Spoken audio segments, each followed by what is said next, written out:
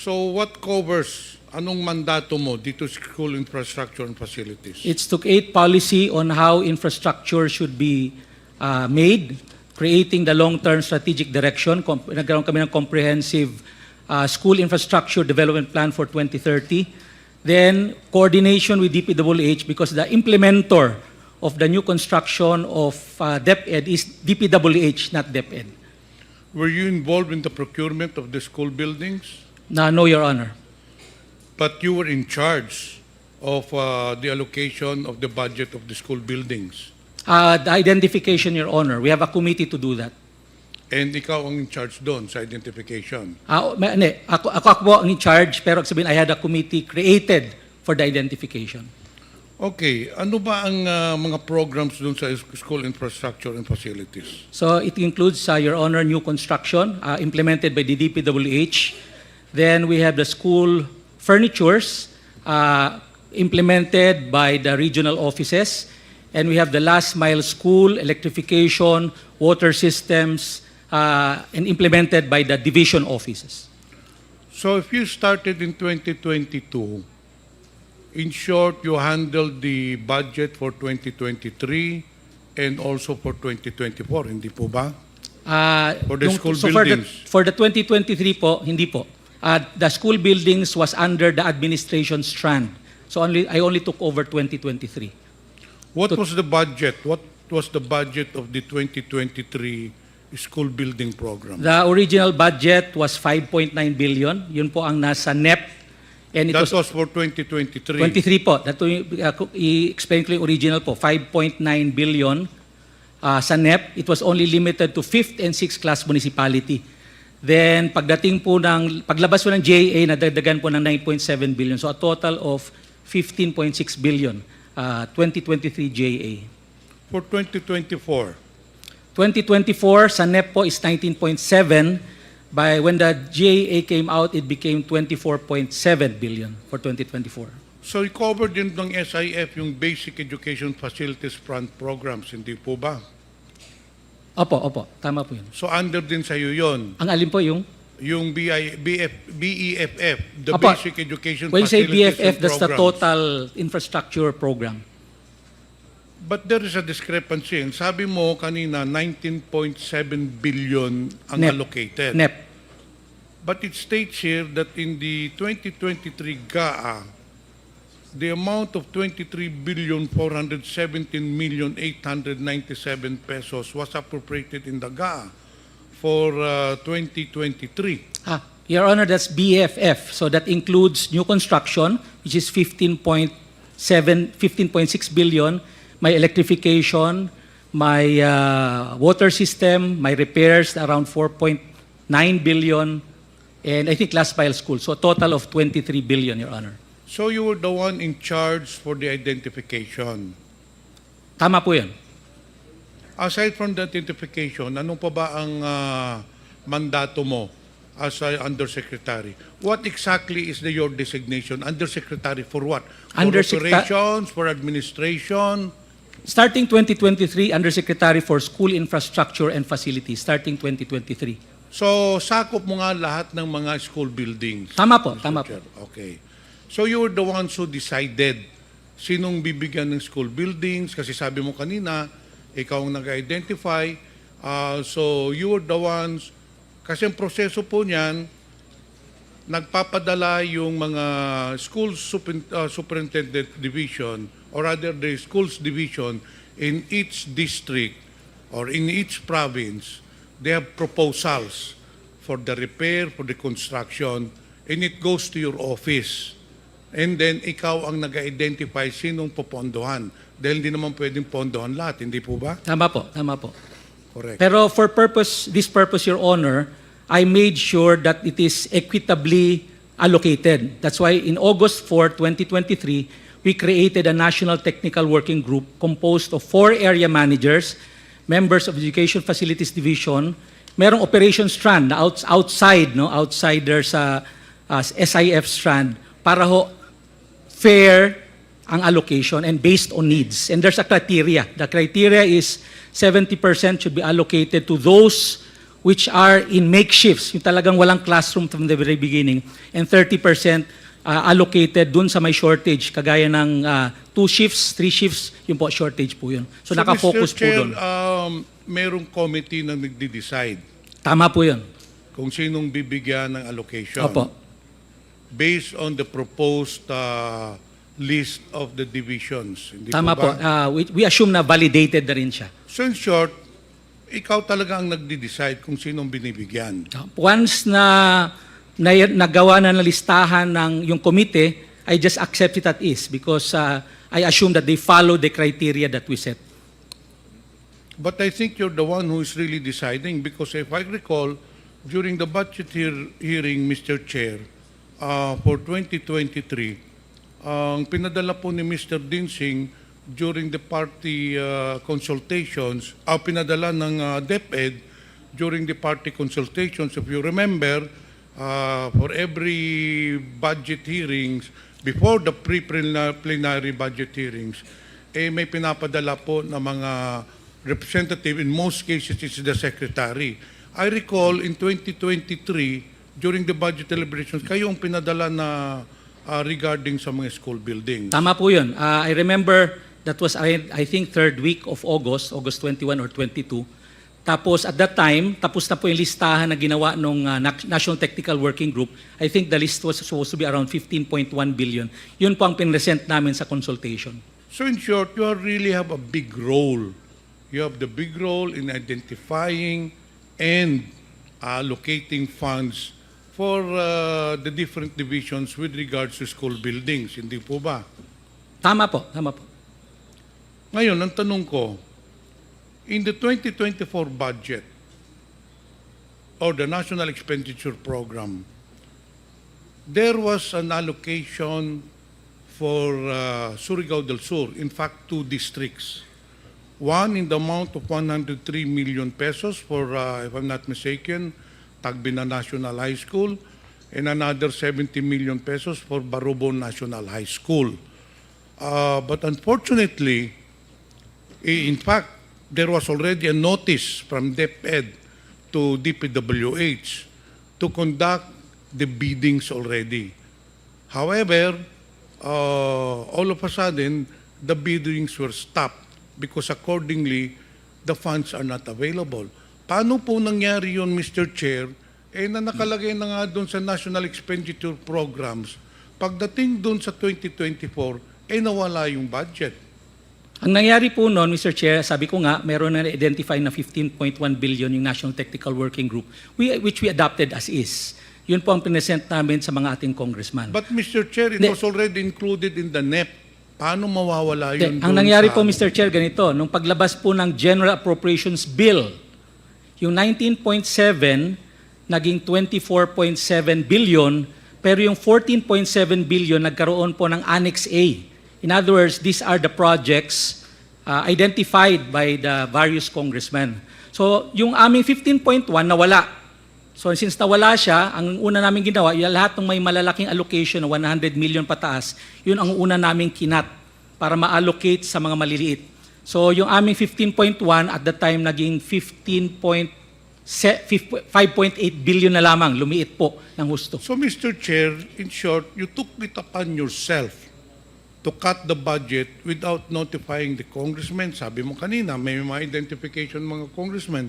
You took it upon yourself, being the head of the SIF, to cut the budgets of the different proposed school buildings. Ganun ba? That was because there's no more budget in the General Appropriations Bill. We had to cut for that everybody will also be allocated. So how did you decide, Mr. Chair, kung anong kapuputuloy, anong tatanggalin doon, anong bibigyan? Well, ang decision lang muna is tanggalin yung mga malalaki, which is yung mga 100 million pataas, 80 million taas. Because, Mr. Chair, as I already mentioned, the policy was really to go multi-story. Kasi wala na pong buildable space, kaya medyo malalaki po yung ating building ngayon to maximize buildable space. So, yun po ang nauna. Yung mga 100 million pataas, 80 million pataas. So, yung natira mga 50, 40 million, two-story, three-story. Tinanggal ninyo yung multi-story, tinanggal ninyo dun sa district ko, Mr. Chair. Yun ang tinanggal ninyo. Well, And not only that, there was also a 200 million peso project in District 1 na tinanggal din ninyo. Hindi ako familiar in detail, pero I don't remember there's a 200 million school building in any school for that matter. You know what, Mr. Chair? I'll give you an explanation bakit ninyo tinanggal. Do you know a certain Mr. Greg Murillo? Yes, sir, Mr. Chair. Sabi ko kanina, Mr. Chair, the 180 million pesos was already included in the National Expenditure Program. But upon bidding, it was recalled. But prior to the bidding, this Mr. Greg Murillo, who's a close friend of Mr. Dinsing, called me. At itong sinabi niya, "Kamusta po kayo, Congressman?" Sabi ko, "Mabuti naman." "Congressman, meron po lang kayong budget na 170 million pesos para sa district mo." O sabi ko, "Yun nga, naka-schedule na for bidding. In fact, binibidding na yata." "Sir, pwede daw muna, mag-usap daw muna kayo ni Mr. Dinsing." Those exactly the words of him. "Pwede tayo magharap-harap tayo. Baka naman pwede makipagkita ka kay Mr. Dinsing." And sabi ko, "Para saan?" Alam mo na, may pag-uusapan kayo. Right there and then, I already knew anong pag-uusapan. Si Mr. Dinsing hihingi ng komisyon. So, I told Mr. Greg Murillo, whom you admitted is your good friend, sinabi ko doon kay Mr. Murillo, "Why will I give money to Mr. Dinsing when this has already been allocated in the National Expenditure Program?" So I did not entertain that anymore. And Mr. Chair, lo and behold, the funds did not come through. Kinancel yung bidding and then nawala na nga because I did not come across to the request of Mr. Dinsing na humingi siya ng komisyon. And not only that, Mr. Dinsing, hindi lang akong biktima niyan.